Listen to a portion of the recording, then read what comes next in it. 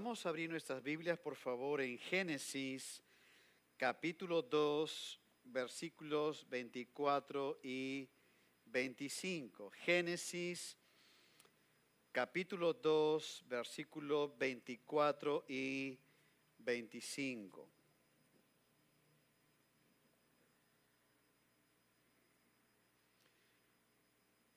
Dice así la palabra del Señor, Génesis capítulo 2, versículos 24 y 25. Muy bien, ahí estamos. Dice así la palabra del Señor. Por tanto, dejará el hombre a su padre y a su madre, y se unirá a su mujer, y serán una sola carne. Y estaban ambos desnudos, Adán y su mujer, y no se avergonzaban. Hasta aquí la lectura de la palabra del Señor. Continuamos con la serie de mensajes sobre la familia y hoy estaremos enfocándonos en el matrimonio según el modelo de Dios. Una unidad inquebrantable es el título del mensaje de esta mañana. El matrimonio es una institución creada por Dios. Y es al Señor quien le pertenece el diseño original, por lo que no tenemos ningún derecho nosotros a cambiar lo que Dios ha establecido desde el principio. Dios tiene los derechos absolutos del diseño y propósito del matrimonio. Mira conmigo, por favor, Génesis capítulo 1, versículo 27, dice así: y creó Dios al hombre a su imagen, a imagen de Dios lo creó, varón y hembra los creó. Nota que Dios es el creador de la vida y el matrimonio, y los bendijo Dios, y les dijo: fructificad y multiplicaos, llenad la tierra y sojuzgadla, y señoread en los peces del mar, en las aves de los cielos y en todas las bestias que se mueven sobre la tierra. Veamos por favor que aunque Dios ha diseñado el matrimonio para nuestro bien, el texto dice: y los bendijo Dios, es para nuestro bien. Dios es la persona más importante en esa relación, no la pareja. Nota nuevamente el texto: y creó Dios, es la persona más importante. A imagen de Dios lo creó. Nota más abajo: y los bendijo Dios. Y después, y les dijo. ¿Quién les dijo? Dios. Dios es la persona más importante en esa relación. Y no perdamos de vista que fue Dios justamente quien tuvo la iniciativa para el matrimonio. Eso no fue una ocurrencia del hombre. Cuando vamos a Génesis 2:18, dice así, acá está hablando Dios, dice: no es bueno que el hombre esté solo, le haré ayuda idónea para él. No es que Adán, al ver la creación, dijo: ah, Señor, creo que te has olvidado de algo. No. Esto no es ocurrencia del hombre a lo largo del tiempo, que vio que el matrimonio es la mejor manera, entre otras maneras, en que pueda estar juntos una pareja. No, es creación de Dios, fue la iniciativa de Dios. Tristemente hoy se socava la institución matrimonial, reduciéndola a un simple trámite legal o a un evento meramente social. Se distorsiona el punto de partida de lo que vemos aquí en la palabra de Dios, de fructificar, multiplicarse, sojuzgar y señorear. Las parejas jóvenes prefieren tener mascotas que hijos ahora, pudiendo tener una descendencia, y algunos ni siquiera quieren casarse, sino vivir pecaminosamente en una convivencia que bíblicamente le llama una fornicación. La mente del cristiano debe estar muy clara en cuanto a lo establecido por Dios en su palabra para el matrimonio. Y notemos de que el matrimonio, según la Biblia, es tan perfecto en su diseño que al final del capítulo 1, cuando Dios ya termina la creación, al final Dios dice, la palabra de Dios dice que vio Dios todo lo que había hecho y he aquí era bueno en gran manera. A lo largo de los primeros 5 días de la creación, Dios fue creando cada día y al final de cada día, la declaración de Dios era que era bueno. Pero al final de la creación, el 6.º día, cuando Adán y Eva fueron creados, el matrimonio había sido instituido, entonces Dios dice, era bueno en gran manera. Eso quiere decir de que no había nada más que añadir, la perfecta creación de Dios. No podemos pasar por alto de que el matrimonio es una institución santa.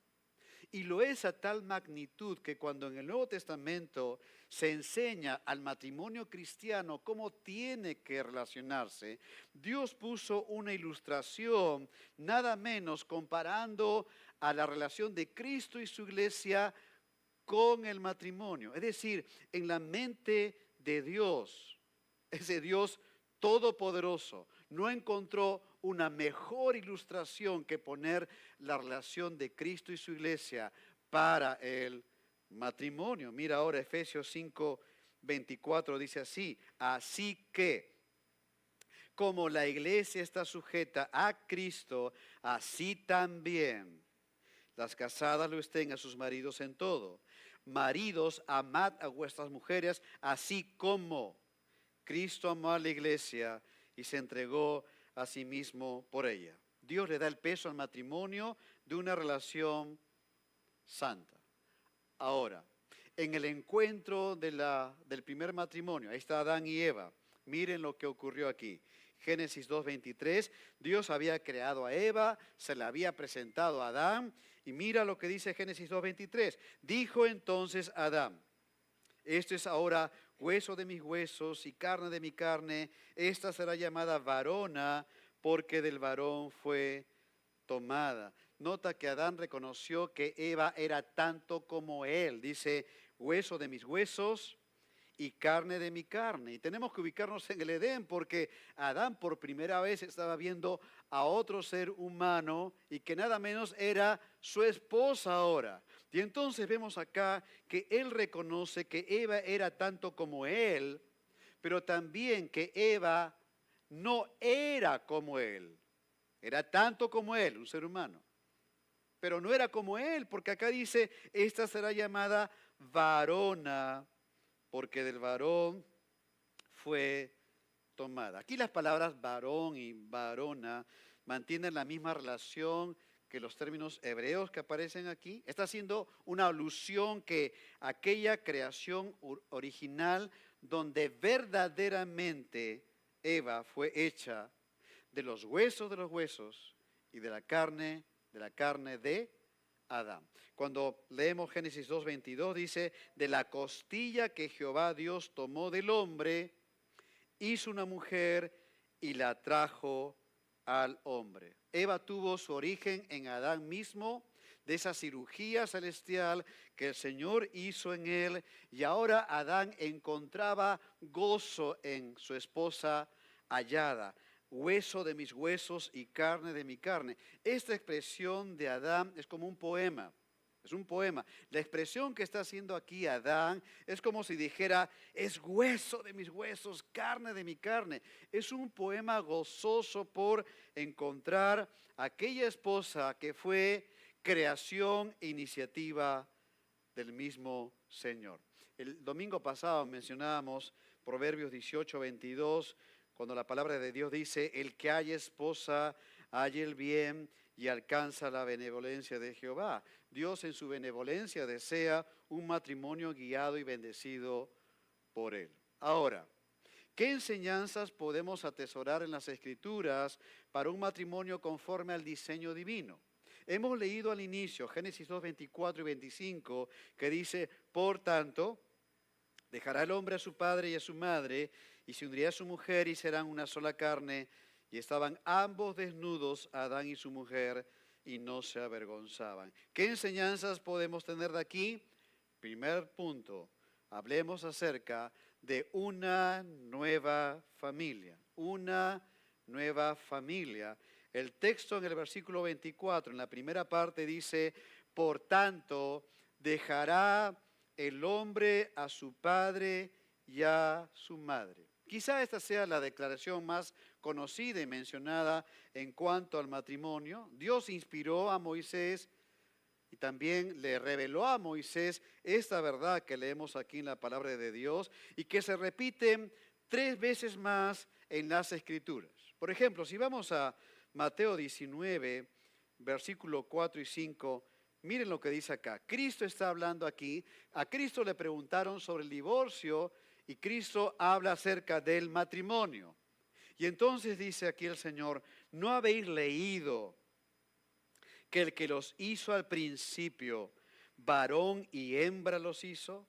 Y dijo, por esto el hombre dejará padre y madre y se unirá a su mujer y los dos serán una sola carne. En primer lugar, nótalo, Cristo está tomando la verdad de Génesis y la está trayendo ahora al tiempo vigente en que Cristo está dando esta enseñanza. Por otra parte, Cristo está dando el peso de autoridad de Génesis y también le está dando la historicidad de Génesis. Y está tomando esa enseñanza y proyectándola para los matrimonios de todas las generaciones. Y Cristo dice, dejará el hombre padre y madre y se unirá a su mujer. Mira ahora Marcos capítulo 10, versículo 6. Otra vez se repite. Dice así, pero al principio de la creación, varón y hembra los hizo Dios. Por esto dejará el hombre a su padre y a su madre y se unirá a su mujer y los dos serán una sola carne. Así que no son ya más dos, sino uno. Por tanto, lo que Dios juntó, no lo separe el hombre. Mira ahora Efesios capítulo 5, versículo 31. Es la última vez que se repite el texto bíblico aquí. Dice, por esto dejará el hombre a su padre y a su madre y se unirá a su mujer y los dos serán una sola carne. En la palabra de Dios queda claro entonces que el matrimonio es la conformación de una nueva familia. Por eso dice, dejará el hombre a su padre y a su madre. Es necesario dejar para poder empezar algo nuevo. Queda claro también en la palabra de Dios que el mandamiento de honrar a los padres no cesa con el inicio de un nuevo matrimonio, pero esto último sí representa la inauguración de una nueva responsabilidad familiar. Dejar quiere decir que ahora tu relación con tu esposa y esposa toma la mayor atención. Quieres darle tu preferencia, quieres darle tu tiempo, apoyar sus proyectos. Los varones toman el liderazgo espiritual del hogar, las esposas son la ayuda idónea en ese hogar. Dejar es priorizar servirse mutuamente.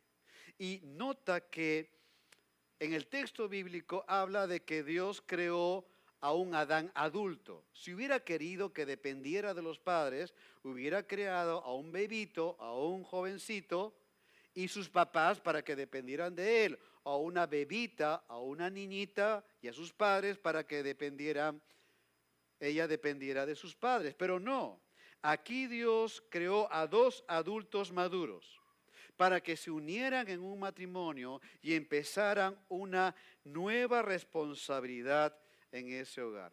Si una esposa no deja el vínculo de dependencia de sus padres, será problemático. Pero si un hombre no deja su dependencia hacia sus padres, será doblemente problemático porque Dios le ha delegado esa responsabilidad de liderazgo espiritual del hogar al hombre. Nota el texto, por tanto dejará el hombre a su padre y a su madre. Nota que la acción recae en el hombre, no en los padres. El texto no dice dejarán los padres a su hijo, sino dejará el hombre, la acción recae en él, a su padre y a su madre. Y nota que es un hombre, no es un bebé, no es un niño, no es un jovencito inmaduro, es un hombre que deja la dependencia de sus padres para formar una nueva familia, para liderarla. Creo que entendemos bien que el consejo de los padres a los hijos a cualquier edad siempre es bienvenido, siempre. En cualquier estado, soltero o casado, siempre es bienvenido. Lo que cambia es la dependencia, no la honra. La honra continúa y es más, conforme pasen los años, lo más probable y los padres vayan siendo ancianos, la honra de los hijos hacia sus padres tiene que verse más evidente porque los padres empiezan ahora a depender de sus hijos. De tal manera que entendiendo esto, un hombre creyente tiene que asumir una responsabilidad frente a Dios, frente a su esposa y frente a sus hijos, si Dios los concede, como sacerdote del hogar. Mira nuevamente, Efesios 5:25 dice, maridos, amad a vuestras mujeres, así como Cristo amó a la iglesia y se entregó a sí mismo por ella. Es un amor sacrificial. Pero miren ahora, versículo 26, el propósito del liderazgo del hombre en el hogar. Hemos dicho que aquí Dios pone una ilustración comparativa de la relación de Cristo con su iglesia para que el esposo y la esposa puedan saber cómo conducirse. Y aquí dice, como Cristo amó a la iglesia y se entregó a sí mismo por ella. Miren el propósito, ¿para qué Cristo amó y se entregó a sí mismo por la iglesia? Para santificarla, habiéndola purificado en el lavamiento del agua por la palabra, a fin de presentársela a sí mismo una iglesia gloriosa que no tuviese mancha ni arruga ni cosa semejante, sino que fuese santa y sin mancha. Ahora, esta es la comparación. ¿Cuál es la lección para el hombre, el esposo? Porque de eso se trata el texto. Amad a vuestras mujeres, así como. ¿Cuál es la lección? Es que con el paso de los años en la vida matrimonial, la esposa tiene que mostrar un avance en su crecimiento espiritual por el servicio del sacerdote del hogar a su esposa. Así la estará amando como Cristo, así la estará entregándose a sí mismo por ella para santificarla. La esposa a lo largo de los años tiene que avanzar, no puede ser igual al año de casada que a los 10 años de casada, 20 o más años de casada, no puede ser igual. Tiene que mostrar un crecimiento espiritual. ¿Quién es el instrumento para esto? El hombre, el sacerdote del hogar. El hombre asume su sacerdocio en el hogar. Deja a sus padres, a su papá y a su mamá para asumir ese liderazgo. Ahora, al mismo tiempo, las esposas asumen su responsabilidad frente al Salvador, su Señor, frente a su esposo como una ayuda idónea, con sus hijos, si Dios concede que puedan tenerlo como madre. Miren lo que dice Tito 2, 4 y 5. Este es el modelo neotestamentario para los matrimonios. Las señoritas que se casan ya tienen algunos años, pocos años, pero están avanzando. ¿Cuál es el modelo neotestamentario? Dice así, enseñen a las mujeres jóvenes a amar a sus maridos y a sus hijos, a ser prudentes, castas, cuidadosas de su casa, buenas, sujetas a sus maridos, para que la palabra de Dios no sea blasfemada. Nota, aquí nos hace ver el seno del hogar. Aquí no se nombran a los padres, se nombra a una mujer joven o mujeres jóvenes que tienen que aprender a amar a sus maridos, ser prudentes, cuidadosas de la casa. ¿Por qué? Porque ha cortado ese cordón umbilical. Honra a sus padres, pero ahora ha conformado un nuevo hogar. Y dice el texto, para que la palabra de Dios no sea blasfemada. Claro, si gente incrédula ve a matrimonios cristianos y que, claro, los ven que quieren amar al Señor, avanzar en el Señor, pero si la casa estuviera descuidada en esos toques femeninos que solamente una dama puede darlo, porque los varones somos un cero a la izquierda y un poquito más allá. En detalles del hogar, ¿no es cierto? Dios ha dado un talento a las damas para ver aspectos que el hombre no lo capta. Pero si hay un descuido allí, ¿qué van a decir los incrédulos? Van a decir, ¿qué? ¿Ese es un matrimonio cristiano? Por eso aquí la Biblia dice, para que la palabra de Dios no sea blasfemada. Vemos al hombre, la mujer, dejan el hogar donde están sus padres, los honran, pero ahora han dejado para conformar una nueva familia como sacerdote del hogar, como ayuda idónea y bendición a ese hogar. Ahora, en la práctica, casados, de todas las edades, en la práctica, ¿cuánto hemos dejado de depender de nuestros padres el día a día? Y no te apresures a responder, piensa un poquito. ¿Qué costumbres muestran que no hemos dejado aún la dependencia de nuestros padres? En el contacto que tenemos semana a semana, imagino en algunos casos o en la mayoría, más allá del afecto natural que se tiene hacia los padres, ¿ese contacto es por dependencia o por honrar a los padres? Dejará el hombre a su padre y a su madre. ¿Cómo mejorar esto? Vamos a ver 2 puntos. Por supuesto, es de forma general, no podemos entender todos los casos y situaciones que se viven en cada familia, pero al menos algunos alcances que podemos tener para pensar en esto. ¿Cómo mejorar esto? Vamos a ver una letra A. Establezcan límites. Establezcan límites. Esto va a depender del tiempo de cada matrimonio. También si los padres son creyentes o no. Entendemos que si los padres no son creyentes, cambia un poco en el sentido de que tienen que tener cuidado para que no haya una mala influencia hacia los hijos. Amamos a los padres, pero tenemos que velar por los hijos. Entonces, se requiere mucha sabiduría para tener un equilibrio bíblico. Porque por un lado dejamos, pero por otro lado tenemos que continuar honrando. Y allí tiene que haber un equilibrio con la mayor sabiduría que Dios nos puede dar. Pensando en los matrimonios que tienen quizá algunos pocos años todavía, es probable que sus padres o alguno de ellos quiera tener contacto todos los días o cada fin de semana. Esto no es pecaminoso en sí mismo, pero si empuja hacia la dependencia, hay que tener cierto cuidado ahí. Quizá también quieran poner el nombre, elegir el nombre de sus hijos. Quizá también quieran elegir la escuela donde deben asistir. Más adelante de pronto quieran tener una influencia en cuanto a la carrera que deben seguir, opinar en cada decisión que están tomando o casi siempre participar de las decisiones del hogar en esa nueva familia que se ha conformado. Entendemos que no lo hacen con mala intención. Jamás eso va a pasar por la mente de ningún hijo, pero el establecer límites con amor y sabiduría va a ser de mucho beneficio. Y noten, por favor, que estamos diciendo límites, no paredes. Límites, pero no paredes.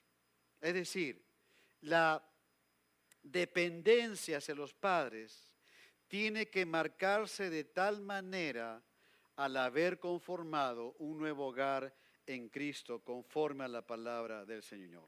¿Qué hacer en estos casos? Bueno, un punto sería hablar honestamente, con mucho respeto y amor con tus padres. Mira, Efesios 4:25 dice así, por lo cual desechando la mentira, hablad verdad cada uno con su prójimo. Así que va a haber un momento, si esa fuera tu situación, de que puedas hablar respetuosamente, con mucho amor, de poder decirle a tus padres que los amas intensamente, pero que ahora van a conducir su matrimonio conforme al diseño bíblico. Tienen que dejar muestras claras de que ustedes están creciendo como una nueva familia en el Señor. En primer lugar, entonces aquí establezcan límites, pero en segundo lugar, construyan su propia identidad familiar.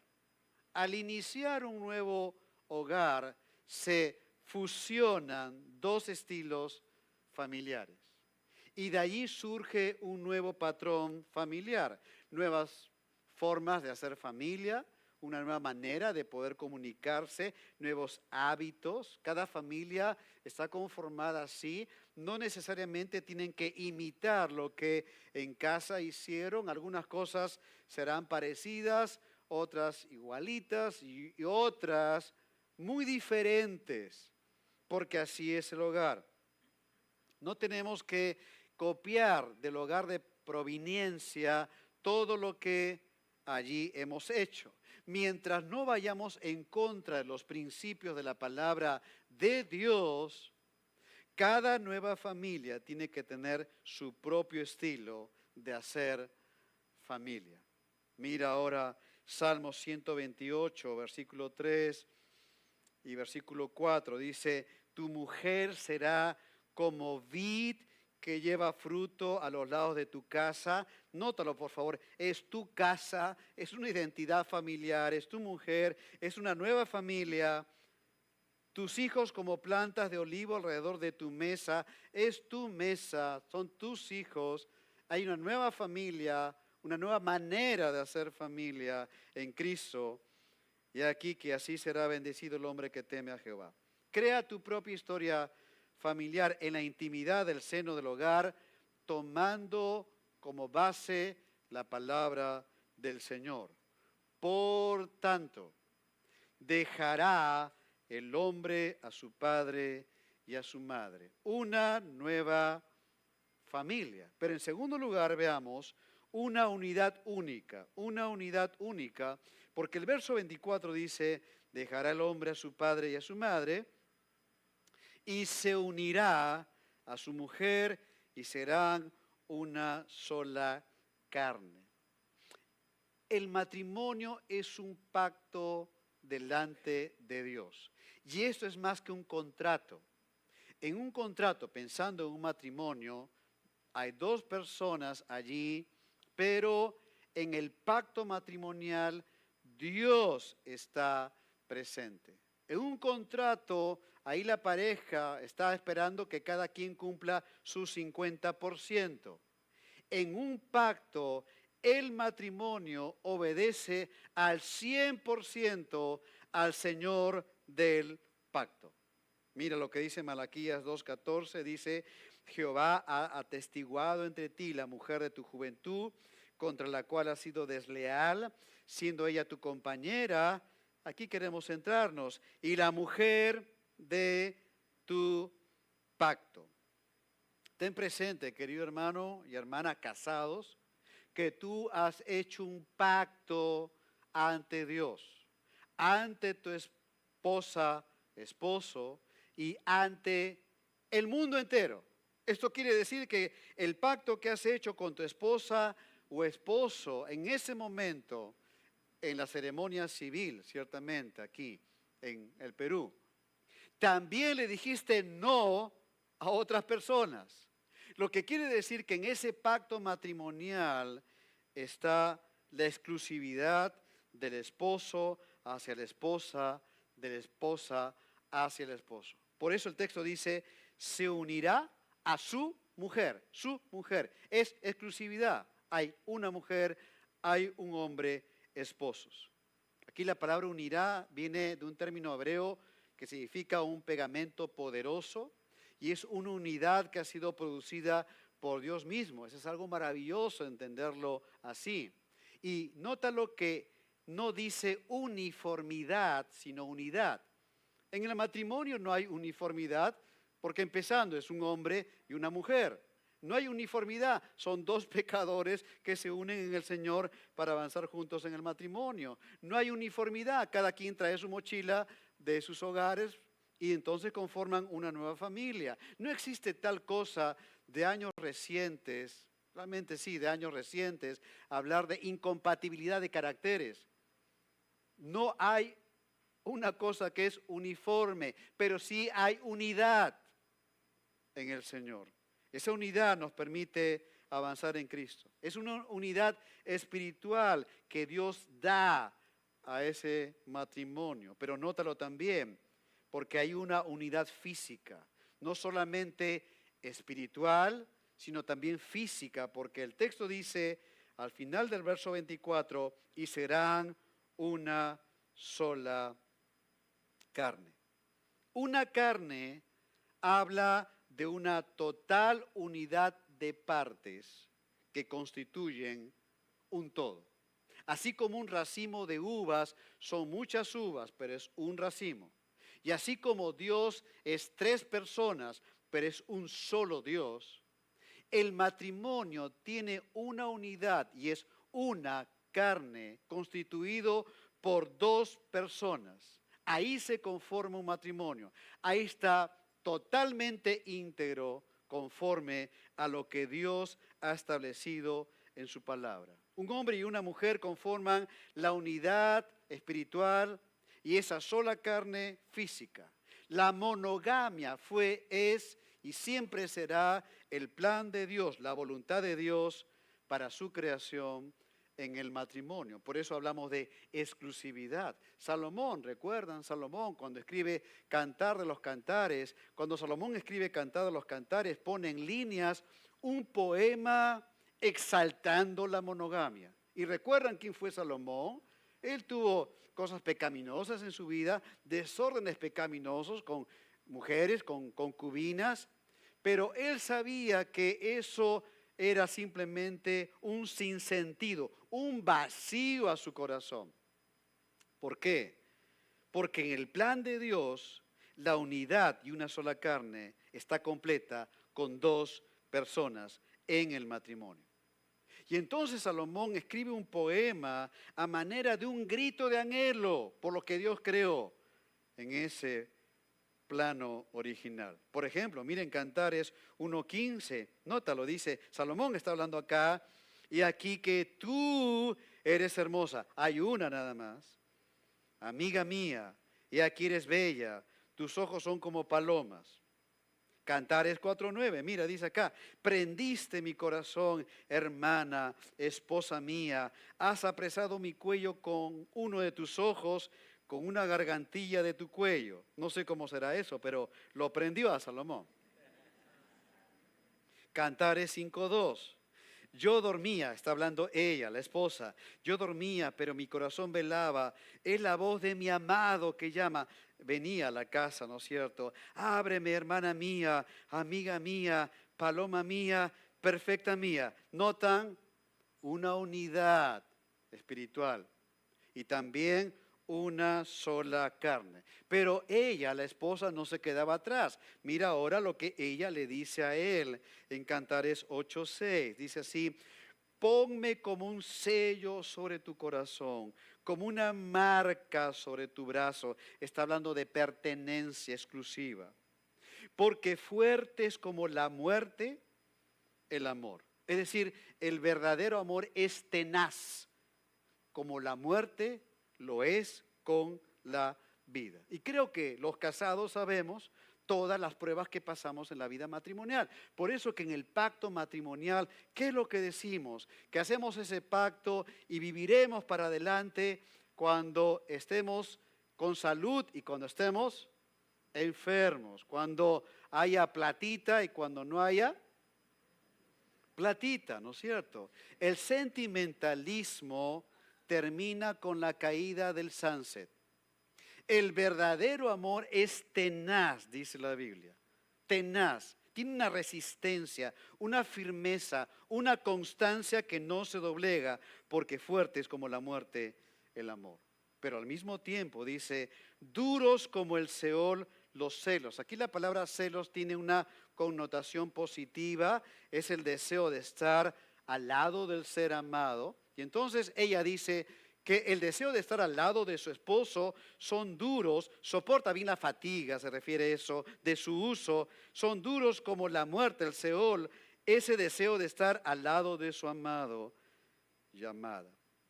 Sus brasas brasas de fuego, fuerte llama.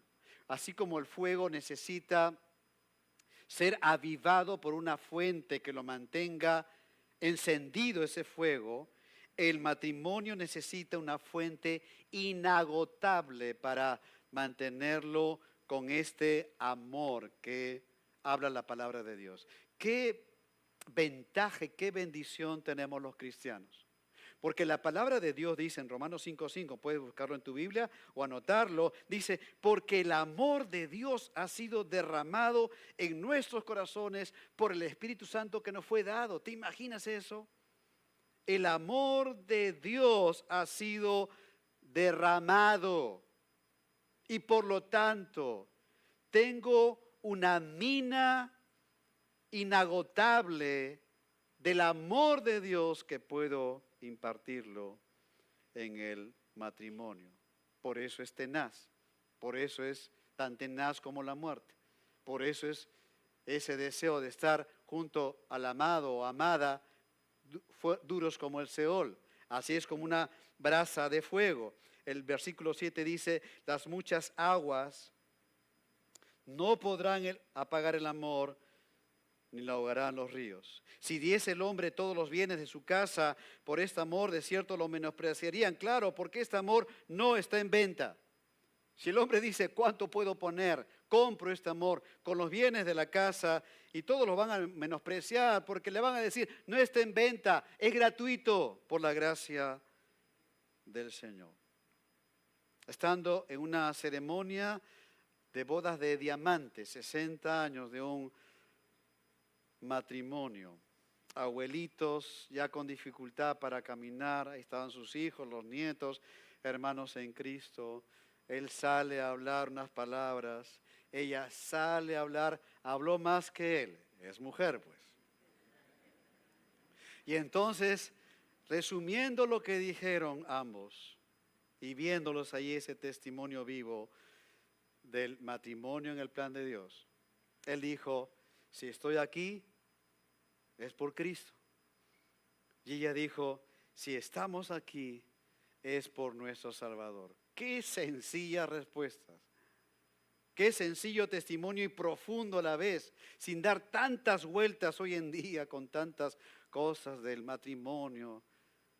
Es ponerse en la roca Jesucristo y avanzar en esa unidad espiritual y en ser una sola carne, una unidad física. Adán y Eva unidos y también son una sola carne. Es que Dios creó la sexualidad y si Dios lo creó es bueno en gran manera.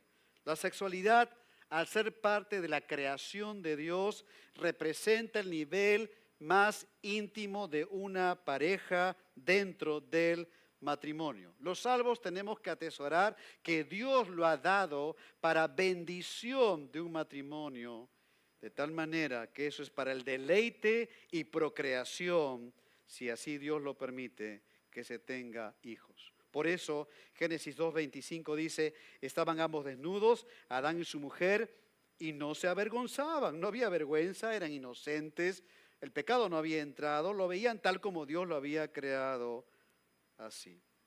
Ahora, veamos un versículo más aquí, Hebreos 13:4, pensando en esto último, dice, honroso sea en todos el matrimonio y el lecho sin mancilla, pero a los fornicarios y a los adúlteros los juzgará Dios.